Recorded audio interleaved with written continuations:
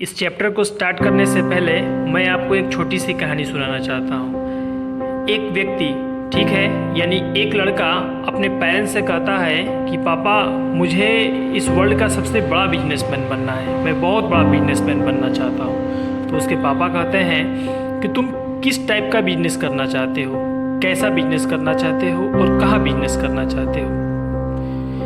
लड़का सोचने लगता है, अरे ये तो मैंने सोचा ही नहीं। यानी कि यहाँ दो बात निकलकर सामने आई हमारी। सबसे पहला बात इसमें निकल के आता है कि मैं क्या बिजनेस करना चाहता हूँ, और दूसरी बात निकल के आता है कि मैं बिजनेस कहाँ करना चाहता हूँ। इसीलिए इस चैप्टर में लिखा गया है कि वातावरण किसी उद्यमी के बाहर की वे शक्तियाँ होती हैं जो उस उद्यमी की कार्य कुशलता को प्रभावित करती है तथा जिन पर उद्यमी का कोई नियंत्रण नहीं होता है।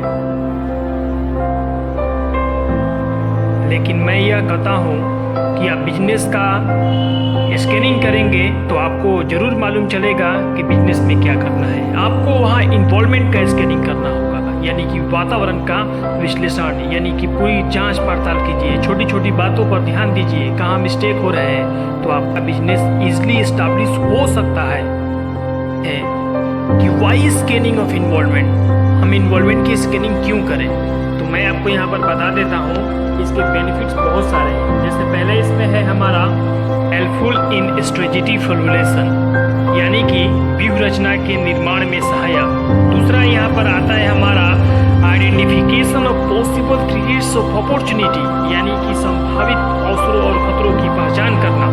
तीसरा इसमें आता है कॉन्टिन्यूअस एनालिसिस ऑफ इन्वॉल्वमेंट, यानी कि वातावरण का विश्लेषण करते रहना।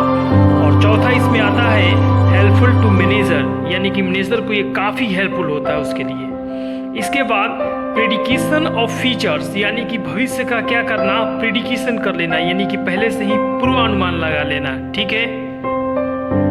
इसके बाद भी बहुत लोग पूछते हैं कि इम्पोर्टेंस ऑफ इन्वॉल्वमेंट, क्या महत्व है इन्वॉल्वमेंट रिसर्च करने का। तो मैं आपको बता देता हूँ कि विभिन्न अध्ययनों के माध्यम से यह सिद्ध हो चुका है कि जिन संस्थाओं ने वातावरण का विश्लेषण किया है वे अधिकतम लाभ कमा रहे हैं, वे पहले से ज़्यादा बेनिफिट में हैं, उनका जोखिम कम है, वो नए नए अपॉर्चुनिटियों को ढूंढ रहे हैं और वो बिजनेस में ज़्यादा सक्सेस हो रहे हैं। इन्वॉल्वमेंट को दो टाइप में डिवाइड कर दिया गया है। पहला इसमें इंटरनल इन्वॉल्वमेंट और दूसरा हमारा एक्सटर्नल इन्वॉल्वमेंट, यानी इंटरनल यानी कि आंतरिक पर्यावरण या वातावरण, और दूसरा यहाँ एक्सटर्नल इन्वॉल्वमेंट यानी कि बाहरी वातावरण। क्या अंतर है सर, तो मैं आपको एक एक अंतर यहाँ पर स्पष्ट रूप से बता देता हूँ। पहला इसमें है land, production, capital, labour, building, venture, organisation, यानी कि बिजनेस के अंदर, यानी कि बिजनेस के अंदर में, यानी इंटरनल इन्वॉल्वमेंट में जो जो चीज़ें हैं उनको बोलते हैं इंटरनल इन्वॉल्वमेंट। जैसे भूमि, उत्पाद, पूंजी, श्रम, भवन और संगठन, एक ऑर्गेनाइजेशन। इसके बाद आपको यहाँ दिखेगा एक्सटर्नल इन्वॉल्वमेंट। एक्सटर्नल इन्वॉल्वमेंट में देखिएगा तो आपको लिखा गया है इसमें इकोनॉमिकल, सोशल, पॉलिटिकल, कॉन्स्टिट्यूशनल, यानी कि लीगल, टेक्निकल, कंपटीशन, ठीक है। यानी कि इन बातों को ध्यान से देखिएगा तो आपको आर्थिक, सामाजिक, राजनीतिक, तकनीक, प्रतियोगी, ग्राहक, आपूर्तिकर्ता और मार्केटिंग जैसे चीज़ें आपको आएंगे जो बिजनेस के अंदर नहीं, बिजनेस के बाहर से हमें क्या करते हैं, वो प्रभावित करते हैं, ठीक है। फैक्टर्स इफेक्टिंग इन्वॉल्वमेंट स्केलिंग, यानी कि पर्यावरण सूक्ष्म जांच को प्रभावित करने वाले कौन कौन से घटक हैं, तो इसके भी बहुत सारे घटक हैं, जिसमें नंबर 1 पे आपका आता है यहाँ पर छोटे छोटे बातों पे आप यदि ध्यान नहीं दे रहे हैं तो फिर आपको बिजनेस चलाना सर इम्पॉसिबल हो जाएगा, प्रॉब्लम क्रिएट होने लगेंगे बिजनेस में। इसके वजह से आवश्यकता है आपको माइक्रो इन्वॉल्वमेंट करने का। इसके बाद आपको आएगा यहाँ पर मैक्रो इन्वॉल्वमेंट। मैक्रो का अर्थ भी आपको मालूम होगा।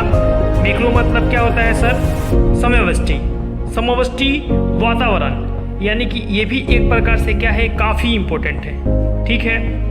इसके बाद आपका मार्केटिंग शेड्यूल आ जाएगा, सोशल फैक्टर आ जाएगा, पॉलिटिकल फैक्ट्स आने लगेंगे, टेक्निकल फैक्ट्स आने लगेंगे, लीगल फैक्ट्स वगैरह आने लगेगा, इसमें कॉम्पिटिटिव फैक्ट्स आने लगेंगे, बहुत सारे सर फैक्ट्स इसमें आते हैं।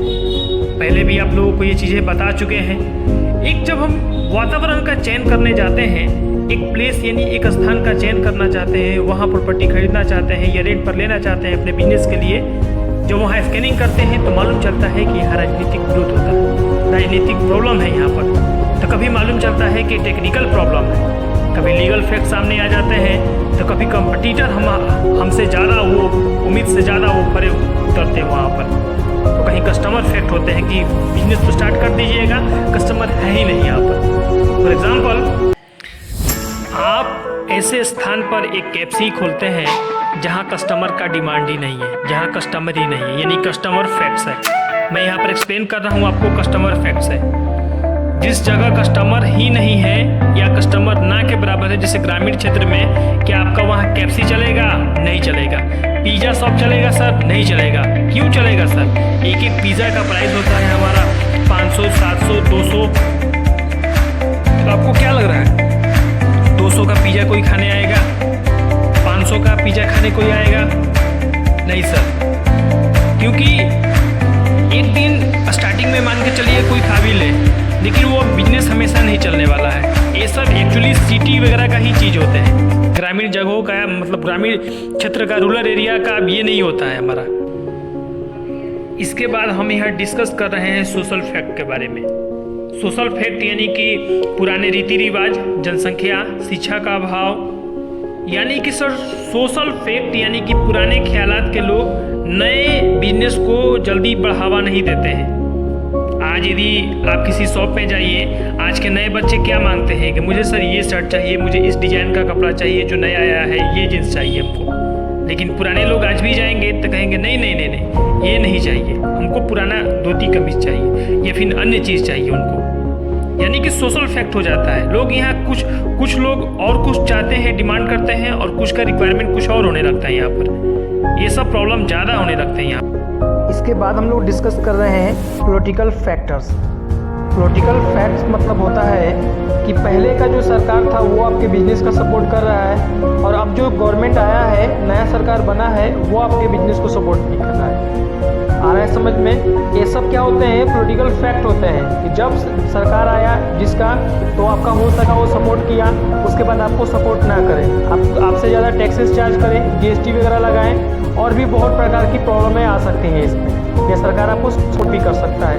विभिन्न जो ये प्रॉब्लम होते हैं, वही हमारा एक्चुअली क्या होता है? पॉलिटिकल फैक्ट होता है।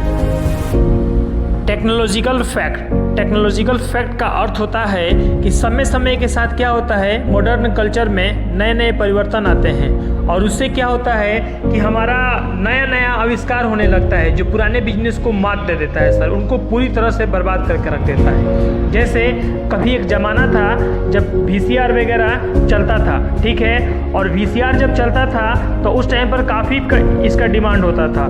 फिर इसके बाद क्या होने लगा, कैसेट वगैरह चलने लगे, DVD कैसेट वगैरह, तो VCR वो उसका ज़माना जब्त कर दिया। और जब CD वगैरह चलने लगा तो फिर इसके बाद हमारा ये एंड्रॉयड फ़ोन, स्मार्टफोन और ये कंप्यूटर, लैपटॉप वगैरह चीज़ चलने लगे।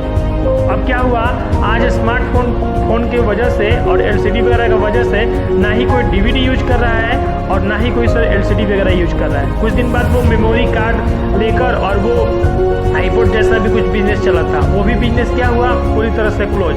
कीपैड मोबाइल स्टार्टिंग में जब आया था तो वो भी क्या हो रहा था, उस टाइम पर उसका डिमांड था, लेकिन अब डिमांड खत्म। एक एग्जांपल और देंगे आप लोगों को। जब स्टार्ट में आप लोगों को बचपन में शायद याद होगा कि एक 100 वाट का बल्ब जलता था जो काफ़ी ज़्यादा यूनिट सर वो कंज्यूम करता था उसमें। आज 5 वाट या 9 वाट का आप LED बल्ब भी जलाएंगे तो वो उतना ही रोशनी करेगा, और ज़्यादा कोई ये कॉस्टली भी नहीं होता है हमारा। यानी कहने का मतलब ये है कि टेक्निकल फैक्ट उसको बोलते हैं कि जो समय समय के साथ परिवर्तन हो, और आप यदि आपका जो बिजनेस है वो टेक्निकल बिजनेस हो तो वो आपके बिजनेस में नए ढंग का वो मतलब प्रॉब्लम क्रिएट कर सकता है। इसको यहाँ पर इसी को बोलते हैं टेक्निकल फैक्ट, यानी कि समय समय के साथ परिवर्तन। आपका बिजनेस यदि इलेक्ट्रॉनिकल चीज़ है तो हो सकता है आपका कोई चीज़ भी उसमें वेस्ट हो सकता है। पर लीगल फैक्टर का अर्थ होता है यानी कि कानूनी यानी कि वैधानिक रूप से आपका बिजनेस क्या होना चाहिए, सही होना चाहिए। ये भी एक समस्या है। आप बिजनेस कितने भी अच्छे से चलाइए, मैं ये नहीं बोल रहा हूँ कि 2 नंबर का बिजनेस कर रहा है कोई, 1 नंबर का भी बिजनेस कर रहा है, फिर उसमें वो लीगल इफेक्ट्स आने लगते हैं कि बिजनेस का रजिस्ट्रेशन नहीं हुआ है, जीएसटी पे नहीं हुआ है, ये चीज़ जमा नहीं हुआ है, ये डॉक्यूमेंट्स तो अभी अच्छा है नहीं, ये सब प्रॉब्लम आ सकते हैं। इसी को बोलते हैं हम लोग लीगल फैक्ट्स, जो समय समय के साथ या सरकार द्वारा जो भी कानून निर्धारित किया जाता है उन पर ये समस्या कुछ आ सकता है बिजनेस में। जबकि ये कॉम्पिटिटिव फैक्टर जो हैं ये भी पर्यावरण को प्रभावित करते हैं। आज के युग में या हर समय ये होता है कि प्रतियोगी एक दूसरे को पछाड़कर आगे निकलने की होड़ में रहते हैं। इसमें होता क्या है कि प्रतियोगियों को यदि आप हल्का में लीजिएगा अपने कॉम्पिटिटर को, तो वो आपसे आगे निकल जाएगा। यानी कहने का मतलब ये है कि आपको अपने कॉम्पिटिटर से यानी कि प्रतियोगी से 4 कदम ज़्यादा सोचना होगा सर, तब जाके ये पॉसिबल हो सकता है। ये एक बहुत बड़ा फैक्ट होता है। इकोनॉमिक फैक्ट्स ऐसे तो प्रत्येक घटक व्यापार पर कुछ न कुछ प्रभाव डालते ही रहते हैं, बट इकोनॉमिक फैक्ट्स उनमें से एक ही है या थोड़ा हटकर है। ठीक है, इसमें क्या होता है, पूरा इंडस्ट्री जो होता है जैसे कोलगेट कंपनी हो गया या फिर हमारा टाटा कंपनी हो गया, रिलायंस कंपनी वगैरह हो गया, ठीक है, यानी बड़े बड़े कंपनियां हो गई। उसके बाद औद्योगिक नीति हो गए, इसमें राजकोष नीति हो गया, मुद्रा नीति हो गया। इसमें ये सब क्या करते हैं, फैक्ट करते हैं, और इन्हीं फैक्ट को बोला जाता है इकोनॉमिक फैक्ट।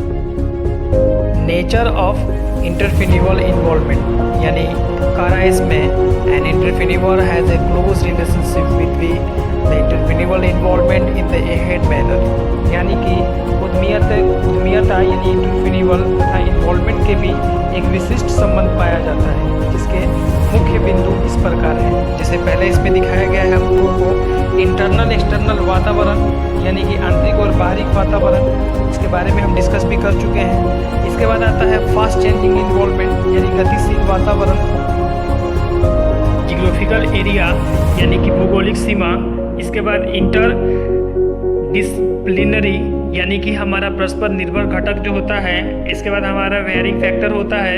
ये सब क्या होते हैं, ये फैक्टर होते हैं। यहाँ पर देखिए मैनेजिंग रिसोर्सेस है हमारा, ये सारे क्या करते हैं, उस केंद्र बिंदु को सर्वगति करते हैं। वगैरह एक्सचेंज इन्फॉर्मेशन वगैरह हो गए, ये सारे क्या करते हैं, तो इंटरफेरेबल और उस इन्वॉल्वमेंट के बीच काफ़ी ये इसका वो बिंदु होते हैं।